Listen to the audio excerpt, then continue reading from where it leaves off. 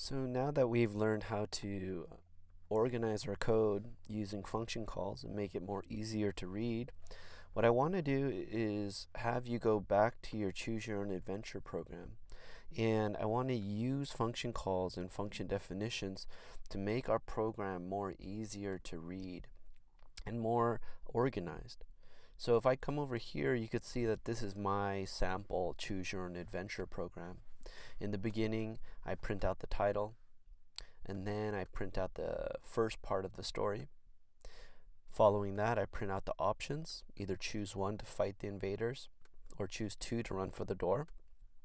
I take in my input, say user, choose 1 or 2, and let's say they choose 1, that means choice is going to be equal to 1, and this is going to be true. It's going to print out the next part of the story where he goes to fight the invaders, prints out the options, and then takes in the input.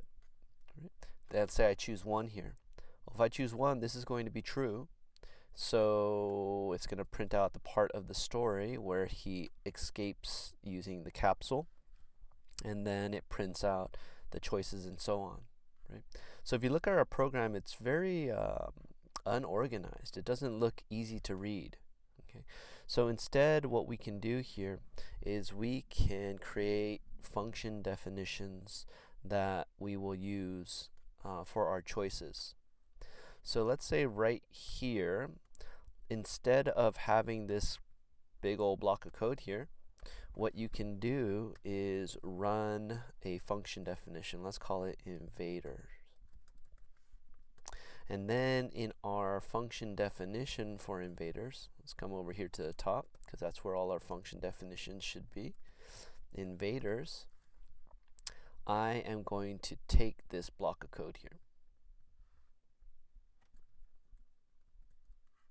and I'm going to put it here under invaders. Okay.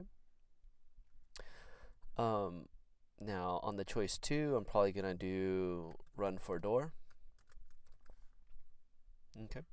But on choice 1, if they enter in 1, it's going to run invaders. So that means it's going to jump up to invaders and start running this part of the program. Right? So far so good. Everything's running the same. Right? If they chose 1 right here on line 37, this is going to be true. It's going to read the function call for invaders, which means it's going to jump up to line 1 and do line 2, 3, 4, 5, 6, 7, 8, 9. Right?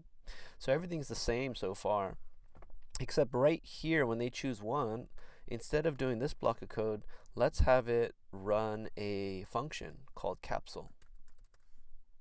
Okay. Now since I have a function called capsule, I'm going to come over here and define my function definition for capsule like that. I want to go ahead and take this block of code. Oh, not all of that, I'm sorry. Just this block of code, which is the body of the if statement. And I'm going to put it right here as the function definition for capsule. You'll notice here that this entire block here is indented, right, signifying that it is the body of capsule. Okay. And what else do we want to do? Okay. And so here on the else, I'm going to run flamethrower. Okay. All right. And so far so good, because when we run our program, it's going to run this block of code here.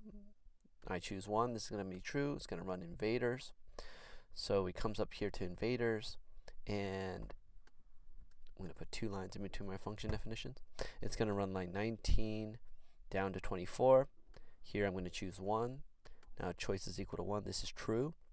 So it's going to jump up to capsule, and it's going to run capsule. Right? If I choose 1, this is going to be true. And right here I want to run, again, a different function definition. And let's call it red planet.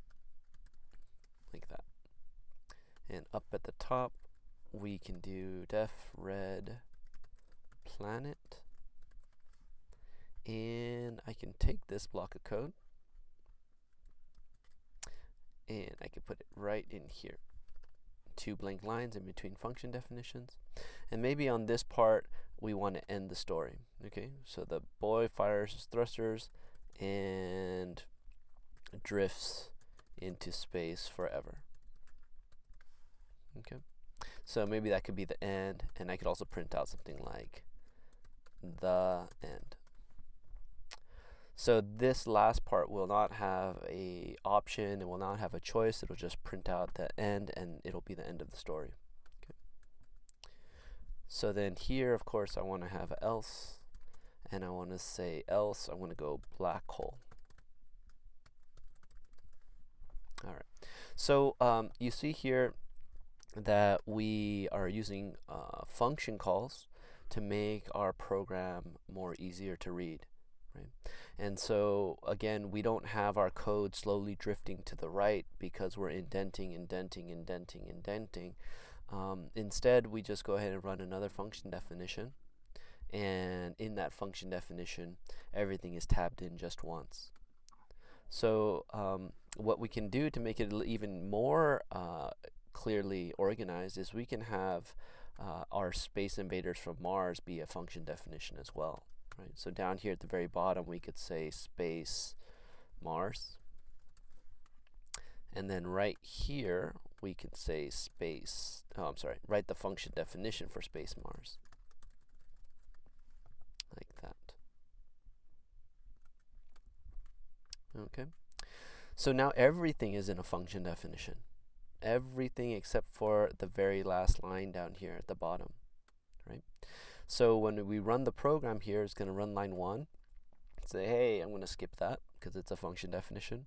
Run down to line 6. Hey, I'm going to skip that because that's also a function definition. Go down to line 20. Hey, I'm going to skip that because that's also a function definition. 34, skip that because that's a function definition. And it's going to come down to line 53 and say, finally, I have a function call. So I can go ahead and jump up to line 34. And I'm going to run this code. Once I enter in 1 here, this is going to be true. Hey, I have another function call. So I'm going to go jump up to invaders, which is right here on line 20. And I'm going to print out the invaders part of the story.